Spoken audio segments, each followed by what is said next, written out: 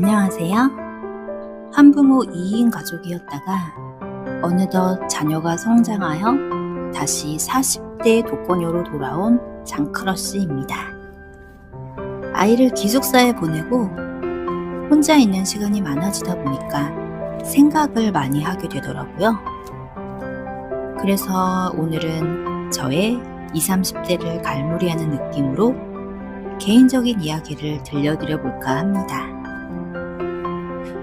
약간 이제는 말할 수 있다는 느낌으로 고백하자면 저는 결혼은 하지 않았지만 자녀가 있는 미혼모입니다.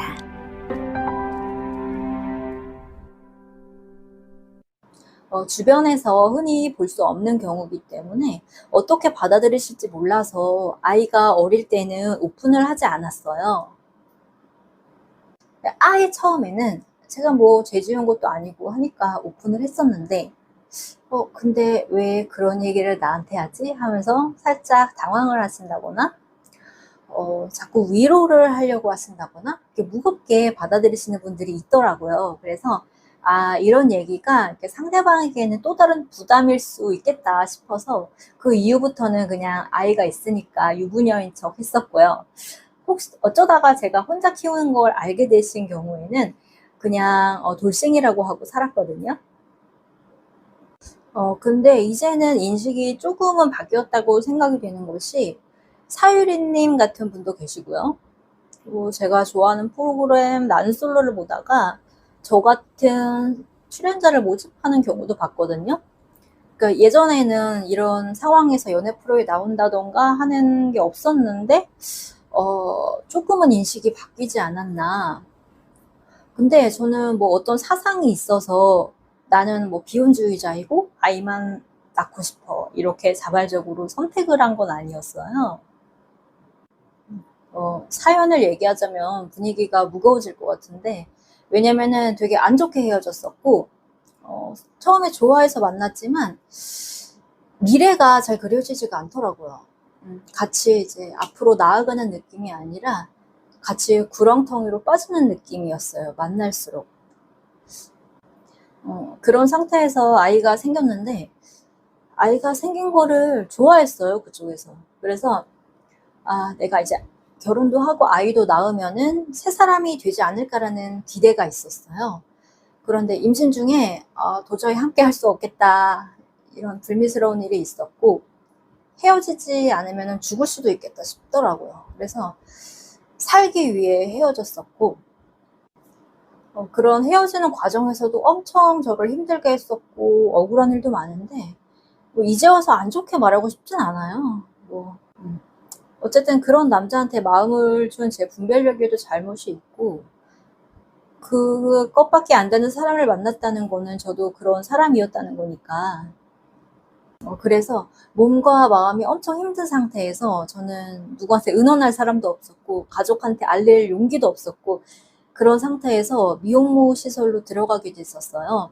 이제 그때 당시에 그곳에서는 입양을 보내는 친구들이 많았었기 때문에 저도 그럴 생각으로 들어갔었고요. 근데 이제 막상 아이가 나올 때가 되니까 못 보내겠는 거죠. 보내면은 제가 못 살 것 같더라고요. 그래서 막달 때쯤에 무일푼으로 아이를 키울 수 있는 방법이 있나 막 알아보기 시작했는데 의외로 정말 밑바닥 오브 밑바닥이라서 못 살 정도가 되면은 나라에서 살게 해준다는 걸 알았어요. 1년 정도 엄마의 직업 교육 및 아기를 돌봐주는 시설이 있었고요. 또 모자원이라는 곳에서 3, 4년 정도 지낼 수 있고 그러면은 한 4, 5년 정도 돈을 모아서 자립을 할 수 있겠더라고요.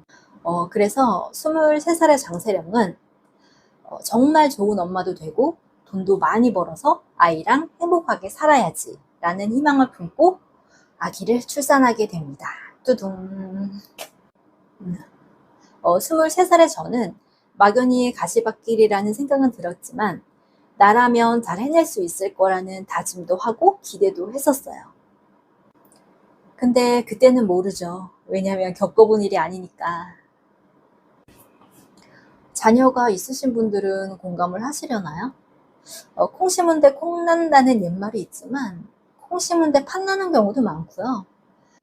자식이라 해도 나랑은 전혀 다른 사람이고 아이의 성향을 부모가 미리 알 수도 없고 심지어 아이가 클 때까지 모르는 경우도 많더라고요.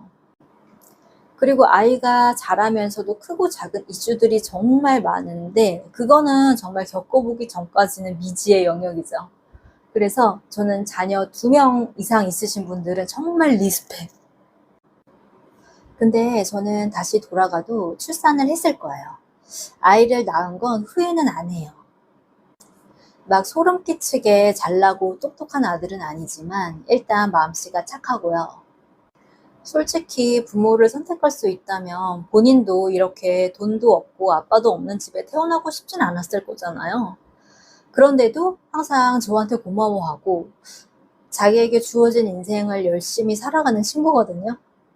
그래서 아이가 없는 세계에서는 상상할 수가 없는데, 그런데 아이를 위해서 지극히 티적인 시각으로 보자면 입양을 보내는 게 오히려 나았을 수도 있겠다라는 생각도 있어요. 혹시 아들 이거 보고 있으면 오해는 하지 마. 전적으로 너를 위해서 들은 생각이거든. 왜냐면 엄마로서 책임지고 아이를 양육하기 위해서 데리고 왔는데 제가 흙수저였잖아요. 그러면 이제 엄마가 나가서 돈을 벌어야 되고 모순적이게도 양육을 못하게 되는 상황이 되더라고요.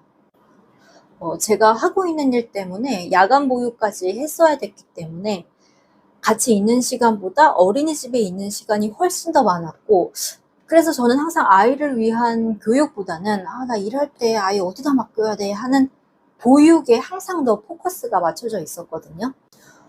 그래서 아이마다 다르지만 아이의 상황에 따라 적절하게 개입하고 자극을 줘야 되는 게 부모의 역할인데, 저는 어린 나이에 아기를 낳고 주변에 또래 애들도 없다 보니까 그냥 우쭈쭈쭈 귀여워 하면서 길렀던 거예요.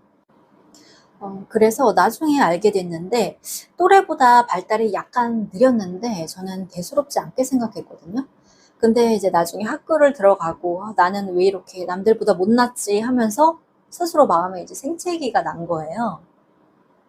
그래서 만약에 입양을 갔더라면 그래도 양부모님이 저보다는 아이의 상황에 따라서 돌봐줄 여력이 있었을 테니까 이렇게 아이의 마음에 상처를 남기는 일은 없지 않았을까라는 생각으로 한 말이었고요.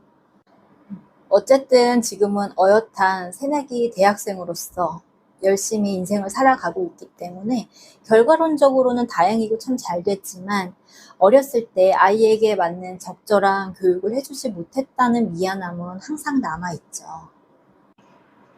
그래서 자소서에 자주 나오는 말 있잖아요. 엄한 아버지와 자상한 어머니 밑에서 자라. 혹은 뭐 그 반대가 될 수도 있고, 제가 자녀를 키워보니까 그런 균형이 필요한 것 같아요. 왜냐하면 한부모로서 저의 양육 방식과 선택이 항상 옳다는 보장이 없잖아요. 그래서 아빠가 아니더라도 양육에 대해서 같이 고민하고 조언해줄 사람은 필요한 것 같아요. 그래서 40대의 제가 23살의 저에게 해주고 싶은 말은, 세령아, 너는 너가 좋은 엄마도 되고 싶고 너 자신이 성공도 하고 싶고 다 할 수 있을 거라고 생각하겠지만 그게 물리적으로 완벽하게 할 수 없는 거더라고. 살면서 보니까 아이는 둘이 키워도 힘든 거더라고. 그래서 어떠한 시련은 너를 더 강하게 만들 거야.